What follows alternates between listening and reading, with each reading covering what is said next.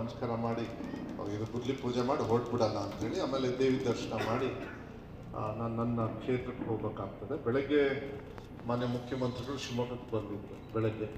ಯಾಕೆಂದರೆ ಭಾಳ ದೊಡ್ಡ ಇಲಾಖೆ, ತುಂಬ ಸಮಸ್ಯೆ ಇರ್ತಕ್ಕಂಥದ್ದು ಇಲಾಖೆ. ಈ 2.25 ವರ್ಷದೊಳಗೆ ನನಗೆ ಗೊತ್ತಿರೋ ಪ್ರಕಾರ, ಯಾಕೆಂದರೆ ಇಲ್ಲೆಲ್ಲ ಶಿಕ್ಷಕರು ಕೂಡ ನೀವೆಲ್ಲ ಇದ್ದೀರಿ, ನಿಮ್ಮ ಸಮಸ್ಯೆಗಳು ಸಾಕಷ್ಟು ಇದ್ದು ಒಂದು ಹಂತಕ್ಕೆ ಸುಮಾರು 70-80% ಒಂದು ಇಲಾಖೆಯಿಂದ ಸಹಕಾರ ಮಾಡ್ತಕ್ಕಂಥ ಕೆಲಸವನ್ನು ನಾವು ಮಾಡ್ಕೊಂಡು ಬಂದಿದ್ದೀವಿ. ಸುಧಾರಣೆಯೂ ಕೂಡ ತರಬೇಕಾಗಿತ್ತು. ಯಾಕೆಂದರೆ ಶಿಕ್ಷಣದಲ್ಲಿ ಯಾಕೆಂದರೆ ಮಕ್ಕಳ ಭವಿಷ್ಯ ಒಳ್ಳೇದಾಗ್ಬಿಟ್ರೆ ದೇಶ ಆಟೋಮೆಟಿಕ್ಕಾಗಿ ಅದು ಬೆಳ್ಕೊಂಡು ಹೋಗ್ತದೆ. ದೇಶ ಒಳ್ಳೇದಾಗಬೇಕಂತ ಹೇಳಿದರೆ ಅದು ಶಿಕ್ಷಣದಿಂದ ಮಾತ್ರ ಅದು ಸಾಧ್ಯ ಆಗ್ತದೆ. ಅದು ಬೇಸಿಕ್ ಫೌಂಡೇಶನ್, ಅದು ಮಕ್ಕಳಿಗೆ ಫೌಂಡೇಶನ್ ಚೆನ್ನಾಗಿರ್ಬೇಕಾಗ್ತದೆ. ನಾನು ನನ್ನ ಇಲಾಖೆಯನ್ನು ವಹಿಸ್ಕೊಂಡ್ಮೇಲೆ 1 ವರ್ಷ ಸಮಸ್ಯೆಗಳ ಬಗ್ಗೆನೇ ತಿಳ್ಕೊಳ್ತಕ್ಕಂಥ ವ್ಯವಸ್ಥೆಯನ್ನು ಮಾಡಿದ್ವಿ. ಮಾನ್ಯ ಮುಖ್ಯಮಂತ್ರಿಗಳು ಮತ್ತು ಉಪಮುಖ್ಯಮಂತ್ರಿಗಳು ಡಿ ಕೆ ಶಿವಕುಮಾರ್ ಸಾಹೇಬರು, ಉಪಮುಖ್ಯಮಂತ್ರಿಗಳು ಮತ್ತು ಸಿದ್ದರಾಮಯ್ಯ ಸಾಹೇಬರು ನನಗೆ ಈ ಇಲಾಖೆಯನ್ನು ಕೊಡಬೇಕಾದ್ರೆ ಹೇಳಿದರು, ಮಧು ಇದು ಭಾಳ ದೊಡ್ಡ ಇಲಾಖೆ, ಸಮಸ್ಯೆನೂ ಕೂಡ ಜಾಸ್ತಿ ಇದೆ.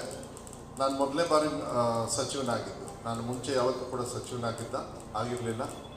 ಆದರೂ ಕೂಡ ಒಂದೇನೋ ರಿಸ್ಕ್ ಮಾಡಿ ನಿಮಗೆ ಕೊಡ್ತಾಯಿದ್ದೀವಿ. ಯಾಕಂದರೆ ಎಲ್ಲರೂ ಕೂಡ ವಿಶ್ವಾಸ ಇದೆ ನೀವು ಈ ಇಲಾಖೆನ ಚೆನ್ನಾಗಿ ನಡೆಸ್ತೀರಿ ಅಂಥೇಳಿ ಸಮಸ್ಯೆನ ಅರ್ಥ ಮಾಡಿಕೊಂಡು ಅದಕ್ಕೆ ಉತ್ತರ ಹುಡ್ಕೊಂಡು ಹೋಗ್ತಕ್ಕಂಥ ಕೆಲಸವನ್ನು ಮಾಡಿ ಅಂಥೇಳಿ ಒಂದು ಆದೇಶವನ್ನು ಕೊಟ್ಟಿದ್ದರು. ಆ ವಿಶ್ವಾಸನ ಇಟ್ಟಿದ್ದು ನನ್ನ ಪುಣ್ಯ ಭಾಗ್ಯ. ಯಾಕೆಂದರೆ ಮಕ್ಕಳಿಗೆ ಸೇವೆ ಮಾಡೋದು, ನಾನಿವತ್ತು 2.25 ವರ್ಷದೊಳಗೆ ಎಷ್ಟೊಂದು ಸಭೆಯಲ್ಲಿ ಹೇಳ್ಬಿಟ್ಟಿದ್ದೀನಿ, ದೇವ್ರನ್ನ 2ನೇ ಪ್ಲೇಸಲ್ಲಿ ಇಟ್ಟಿದ್ದೀನಿ, ಮಕ್ಕಳನ್ನ ದೇವ್ರ ಸ್ಥಾನದಲ್ಲಿ ಇಟ್ಬಿಟ್ಟಿದ್ದೀನಿ. ನಾನೇನು ಮಾಡೋದಕ್ಕಾಗಲ್ಲ. ಅದು ಸ್ವಲ್ಪ ಕಮಿಟ್ಮೆಂಟ್ ಬರ್ತದೆ, ಅದು ಒಳ್ಳೇದದು. ದೇವ್ರು ನಂಬಲ್ಲ ಅಂತ ಹೇಳಲ್ಲ, ದೇವ್ರಿಗಿಂತ ಮಕ್ಕಳಿಗೆ ವಿದ್ಯಾಭ್ಯಾಸವನ್ನು ಕೊಡದೆ ನನಗನ್ಸುತ್ತೆ ದೇವ್ರ ಕೆಲಸ ಅಂತ ಹೇಳಿದರೆ ಆ ನಿಟ್ಟಿನ ಮೇಲೆ ನಾನು ಕೆಲಸವನ್ನು ಮಾಡ್ಕೊಂಡು ಬರ್ತಾಯಿದ್ದೀನಿ. ಸಮಸ್ಯೆಗಳು ಬೇಕಾದಷ್ಟಿತ್ತು, ಇಲ್ಲ ಅಂತ ಹೇಳೋದಕ್ಕೆ ಹೋಗೋಲ್ಲ, ನಾನು ಎಲ್ಲದನ್ನೂ ಹೇಳೋದಕ್ಕೆ ಹೋಗಲ್ಲ. ಶಿಕ್ಷಕರ ಸಮಸ್ಯೆ, ಕೊಠಡಿಗಳ ಸಮಸ್ಯೆ, ಶೌಚಾಲಯಗಳ ಸಮಸ್ಯೆ, ಎಲ್ಲ ಸಿಕ್ಕಾಪಟ್ಟೆ ಸಮಸ್ಯೆಗಳಿದ್ದು ಎಲ್ಲದನ್ನೂ ಪೂರೈಸಿದ್ದೀವಿ ಅಂತ ಹೇಳೋದಕ್ಕೆ ಹೋಗಲ್ಲ. ಯಾಕೆಂದರೆ ಒಂದು ತಿಳ್ಕೊಳ್ಬೇಕಾಗಿದೆ, ಯಾಕೆಂದರೆ ಮಾಧ್ಯಮದವ್ರು ಇದ್ದಾರೆ.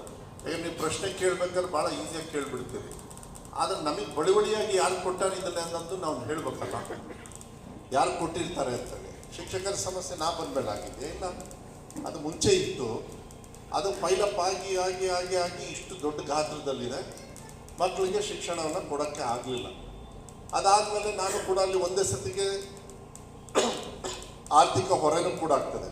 ಒಂದೇ ಸತಿ ಟೀಚರ್ಸ್ನು ಕೂಡ ರಿಕ್ರೂಟ್ಮೆಂಟ್ ಮಾಡೋಕ್ಕಾಗಲ್ಲ. ನಂದು ಸುಮಾರು 56,000 ಟೀಚರ್ಸು ನನ್ನ ಸ್ಕೂಲ್ ಎಜುಕೇಷನಲ್ಲೇ ಶಾರ್ಟೇಜ್ ಇದೆ. ಅಷ್ಟು ಟೀಚರ್ಸ್